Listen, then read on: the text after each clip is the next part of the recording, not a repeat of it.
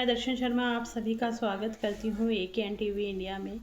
मैं लेकर आई हूँ आम आदमी पार्टी के राज्यसभा सांसद संजय सिंह जी और उत्तर प्रदेश से जुड़ी वो खबरें जिसका असर राजनीति से आम जनता तक साफ दिखाई दे रहा है। तो बने रहें अंत तक मेरे साथ। आम आदमी पार्टी के राज्यसभा सांसद संजय सिंह जी ने संसद में mines and mineral development and regulation amendment bill 2026 को लेकर केंद्र सरकार पर तीखा हमला बोला।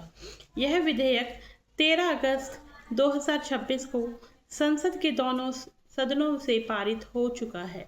इसके तहत खनिज अधिकारों और खनिज युक्त भूमि पर राज्यों द्वारा लगाए जाने वाले टैक्स, सेस या अन्य लेवी पर रोक लगाने का प्रावधान है। सांसद संजय सिंह जी ने आरोप लगाया है कि इस कानून के जरिए राज्यों के आर्थिक अधिकारों को कमजोर किया जा रहा है और 2024 में सुप्रीम कोर्ट के 9 जजों की संविधान पीठ के फैसले को पलटने की कोशिश की जा रही है।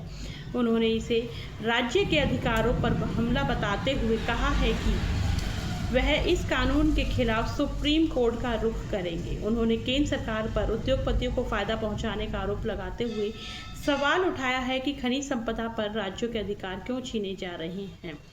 राम मंदिर चंदे और जमीन के सवाल पर भी उठाई आवाज। संजय सिंह जी ने CPI के राज्यसभा सांसद P संतोष कुमार और P सुनार द्वारा प्रस्तुत पुस्तक Ram temple faith money and questions की पहली प्रति प्राप्त की है। पुस्तक में अयोध्या राम मंदिर के लिए जुटाए गए चंदे और उसके इस्तेमाल तथा 1949 के बाद से जमीन से जुड़े विवादों पर सवाल उठाए गए हैं। संजय सिंह जी ने कहा है कि आस्था जनता की है, उसे राजनीतिक और आर्थिक लाभ का माध्यम नहीं बनाया जाना चाहिए। JNU में नियुक्ति को लेकर भी जांच की मांग। संजय सिंह जी ने JNU टीचर्स एसोसिएशन द्वारा उठाई गई नियुक्तियों से जुड़े आरोपों को गंभीर बताया है। उन्होंने केंद्रीय शिक्षा मंत्री से मामले पर तत्काल संज्ञान लेने, कथित अनियमितता नियुक्ति की जाँच करने और दोषी पाए जाने वालों पर कार्यवाही की मांग की है। सबसे छोटे पत्रकार अश के सवाल की तारीफ। संजय सिंह जी ने युवा पत्रकार अश का वीडियो भी साझा करते हुए उसके सवालों की सराहना की है और लोगों से उसे सुनने की अपील की है। उन्होंने कहा कि देश के बच्चों और युवाओं से सवाल पूछने की क्षमता लोकतंत्र की मजबूती का संकेत है। उत्तर प्रदेश के मिर्जापुर में बगरा तिवारी गांव से सामने आई तस्वीरों ने उत्तर प्रदेश में ग्रामीण बुनियादी ढांचे के दावों पर सवाल खड़े कर दिए हैं। आरोप है कि वर्ष 2022 से सड़क निर्माण स्वीकृत होने के बावजूद आज तक काम पूरा नहीं हुआ है। बारिश के दौरान स्कूली बच्चों को पानी से होकर स्कूल जाना पड़ता है।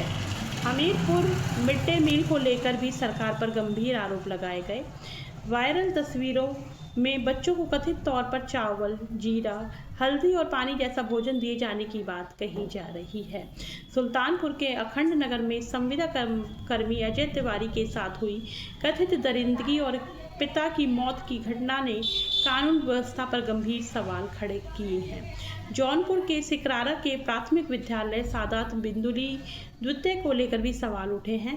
आरोप है कि स्कूल की स्थिति सरकारी दावों से पूरी तरीके से अलग है और विद्यालय परिसर में अनुशासन एवं शिक्षा के माहौल को लेकर गंभीर स्थिति बनी हुई है।